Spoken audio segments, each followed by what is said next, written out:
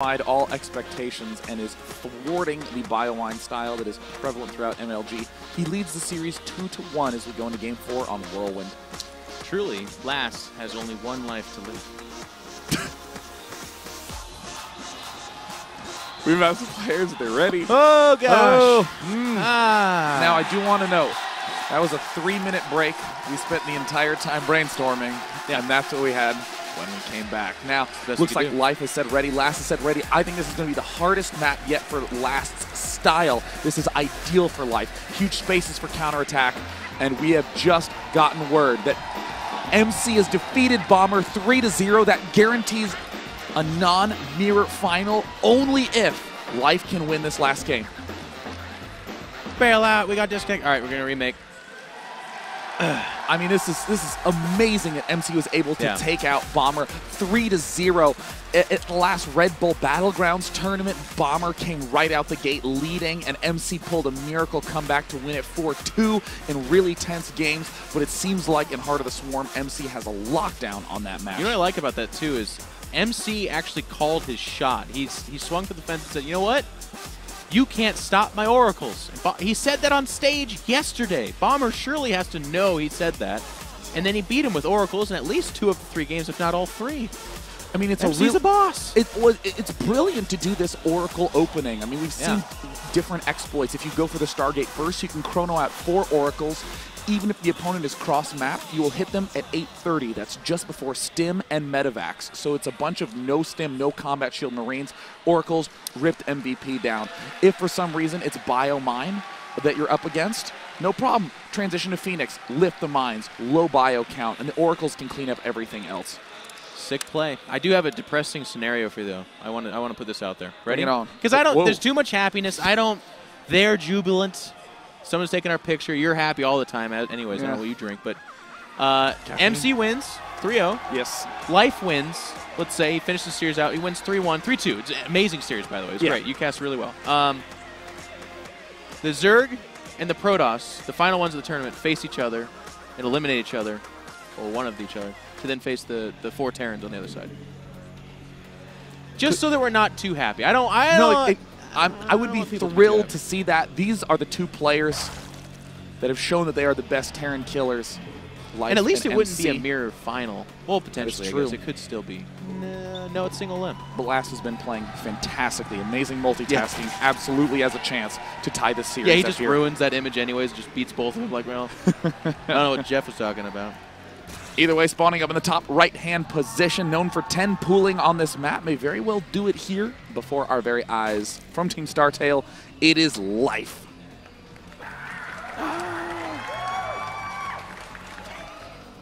It does feel so much better with even just a little bit of clapping. His opponent in the top left-hand side, needing a win to keep his tournament life alive. It is STX Souls Last. Thank you. An interesting fact to note, Innovation and Last both from Team STX. Yeah. They both play very, very similar styles. Yeah. Innovation, I think, is a little bit cleaner with the execution of his build, but Last absolutely shines as pretty much the best micro we've seen against Banelings at this tournament. Yes. Innovation is like, he's very, very drop-heavy, I felt. I think that it was a big key in his success against Lennox, if I'm not mistaken. Oh, yeah. Whereas Last, he'll do the drops for sure, but I feel like you hit the nail on the head when you said his bio micro is just, I mean, against Banelings is where it really shines, but I'll be honest with you, he's making the right choice against the Mutalisk. He's optimizing against Zerglings. He's just on top of it micro-wise. Gosh, and look at this. Life being very confident, going for the hatch, and then building 2 drones, then building a gas geyser, and then building another drone. With his 18th drone of the game he will be building that spawning pool. That's brave. It's pretty greedy. It's pretty greedy. I mean, I guess he says this is a 4-player map, so I'm not expecting any kind of like 8 racks or something like that, right? And look at this. It's a 4-player map. Spots the early expand in the first scout position. This is looking very good for Life right now. Things are going Life's way, I would say. Oh, yeah. Gas does go down for Last. I'm going to be honest with you guys, and I know that this gets said in a lot of casts. I feel like this will go pretty similar. I think Last is going to, He's going to go with the factory, get one mine out, which is what he kind of does, so that it has to skip. He doesn't have to do the bunker. Well, actually, he does do the bunker. He just does it by the mineral line. Just do it by the ramp. And then he'll go Hellions, and then we'll see the Hellions get ran back into their house. We'll be like, wow, Last is completely dead. And then Sean will be like, no, Jeff, shut your face. Last always does this. I'm and then so he comes mean. back. Yeah. You idiot. I'm like, Jeff, how dare you make a prediction? And You're I a horrible slap person. you off camera. I'm sorry. No. He's obviously much more polite about it. But I look at Last and I'm like, oh, gosh, this is not going his way at all. It looks like he's losing. But that's what he wants you to believe. I mean, it really is true that Last can always pull anything as long as he has some Marine Marauder. Yeah. You think about the traditional 14-minute pushes, we're used to seeing things like 60, 70 Marines in there. What's Last working with? Just 30 to 40, 8 to 10 Marauders, and these 8 medevac counts. And with that ragtag force and some nice mine placement, Last is winning these seemingly unwinnable battles by a tremendous amount of supply. And, of course, there's Bomber having just been eliminated from the tournament, standing behind Life to support his teammate. What a guy. I like that. I like just gets up off stage where he took an emotional beating and a physical beating from MC, and then he goes on and roots on his teammate. That's really cool. Last is going to wall in the top of that ramp. There's that reactor, so it should be as predicted. On the flip side, there's the fast 3 hatchery for Life. One thing to note with Whirlwind where this... Oh, go ahead. It's a factory from Last. A second factory? A second factory. Okay. Oh, my gosh. This could be an appearance of Mech. I mean, just as we were talking about Life getting fortunate by seeing that starting position first, Last can say, well, hey, proxy spots. Great angle to Mech. And Dana, you talked about this earlier, playing the best of X mentality. I like this. We talked about how Last has been extremely formulaic through the first 3 games. This deviation could be very powerful. We have seen no Roach Warren from our Zerg player at all. And yes, Hellions will run, like reactored Hellions off of one factory can be outran by Zerglings. But if you have 20 Hellions, I don't think you're running anywhere. you cannot run. Oh my God, a third factory. It's going to be Mech. And you think about the way that Life has been playing. Life's been saying, all right, cool, you're going to go Hellion Reaper, sweet. I'm going to overemphasize Zerglings, crush your ground dominance, and seize map control. All right, Last says, if you're going to make all those Lings in the mid-game, if you're going to overbuild Lings, I'm just going to go Blue Flame Hellion. I will directly counter you. The only danger is that with these 4 Hellions coming out, if 7 is the next number Life sees, he knows that there's a second factory there. And he has these Lings here, too. He's poked and prodded at the natural and shown the willingness. Yep, here he goes again. And if he sees, again, like you said, additional Hellions, he will be tipped off. But he's going to back out without having seen anything. The 4 Hellions, a very typical number. I wonder if he is weirded out by the fact there's no mine here. He has seen that in the past, so he might know of some deviation going on here. All right, so the 4 Hellions do pull back. You can count. There are, in fact, 3 Marines in there. Production tab, more drones, so far nothing. I mean, if there was a Roach Warren, I'd think maybe he sniffs it out, but so far not the case. When do you move out, John, with the Hellions? I mean, honestly, right as Blue Flame is about to finish, that's when it's the money time to move out, and it looks like that is right now. Oh, my God. No Spine Crawlers, no Sim City, and he's actually going to trickle them out there, so the information is going to be very, very late. Still hiding him. There's no tower here. He's going to graze. No, he's not going to go to the tower. I mean, he's going to know about this the last possible second, to be honest with you. And there's going to swing in so many Hellions. What's the Zergling count? 21 Zerglings versus 14 Hellions. Oh my God. Life is in a terrible situation. Run for the hills! Oh, God. And there's the Blue Flame goes down, and it looks like Life is in the worst of possible positions. The Queen popped down. Is there any way that Life can save these drones? I don't know if he can. I don't know if he can save the drones. The Queens are whittling away at those Hellions, but there's just simply so many of them. And the reinforcements are tremendous. There's 4 at a time being built. The Queens now even being targeted. They line themselves up. Drones just trying to hide, not gather attention. Eventually the count of Hellions has gone down, but... Wow. I mean, Life is doing a pretty fantastic job defending this, but they're lined up. The Zerglings are about to get completely roasted. The supply counts still remain very neck and neck. I think, I mean, to be honest with you, 14 drones have gone down so far. I mean, I know their work's not done yet. 16 now. A few more will die. There's Lings at the natural hitting every Hellion that comes out. There's a really bad rally that's going on right now. The natural has that bunker still defending it, so they're not really in danger. How on earth did that happen? I mean, like you point out, 20 drones killed off, 14 Hellions killed off. Yeah. I'm gonna be honest with you. Life is he ahead? He might be ahead. He might have just faced 3 factory Hellion, Blue Flame Hellion, with 4 factory. Zergling only. Yeah. Okay. This is... I mean, it's not over yet. He's still only using Lings. No SimCity. Okay, there's a Spinecrow now going down. Roachborn as well. Third base is going to be targeted. This is going to hurt, actually. I feel like this is where a lot of the damage comes in. Well, as I say that, he gets to surround the Lings. Wow. They're holding it off. What control! Holy crap. Life. What on earth are you? Not human, that's for damn sure. He's some sort of Vorticon engineered to defend the wrong thing with the... What the hell? What is the hell? I don't know how on earth I didn't realize that the counter to Hellions was Zergling with an asterisk. It is, actually. Life is totally fine. He's now ahead in supply. There's Hellions out here. I mean, let's talk about this, too. There's just more Hellions coming out, but there's no army being built behind this. Like, these are all harassed units that are getting thrown in the fray, trading out for Lings. His tech's not getting anywhere. I mean, right now, the only edge that Last really has is a slight economic edge, behind on upgrades, behind on production. Yeah. He's about to be up against a huge swell of roaches. He's going to lose map control. Hellbats, I mean, it's really going to be up to the Hellbats' ridiculous damage output to try to help Life get back, or excuse me, help Last get back into this game. Yeah, he's got tanks coming out of those 2 Tech Lab factories while he's adding additional factories. And I thought it's, yeah, there's his 3rd orbital command center inside his natural. So he's setting up for the mid-game transition, but I mean, the fact that Life got here so unscathed is actually just remarkable. I mean, they don't call him the King of Lings for nothing. Yeah. Last, though, any one of these Hellion engagements could turn the tides. That is how fragile a situation we're dealing with. Right. The fact that Life again and again and again and again continues to avoid death is just astounding. Absolutely. Banelings do get popped off there. Roach is giving chase. If you look at that production tab, there's still Roaches coming out. So I do think that Life might go for the option to hit a 3rd here, because if you look, the 3rd is down a ramp and up another. So it's a very good spot of impact. But there are those Hellbats, and we're going to have to see how they can do. Keep in mind the Hellbats have extremely short range of 2.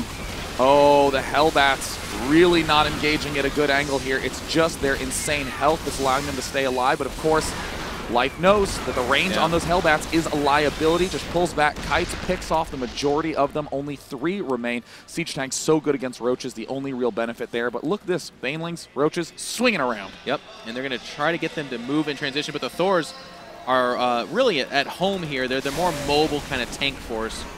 And I think actually Last is going to stabilize because, God, it happened again. The instant... What did we do?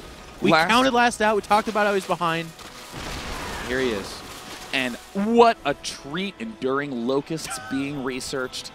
Life. What a better way to pick away at mech than to flood free units. Hellions trying to make their way all the way up to the soon-to-be 4th base, but Life all over that, not even by seizing the Watchtower. Look at this Overlord extension down to the south end of things. Absolutely nothing out of his sight range.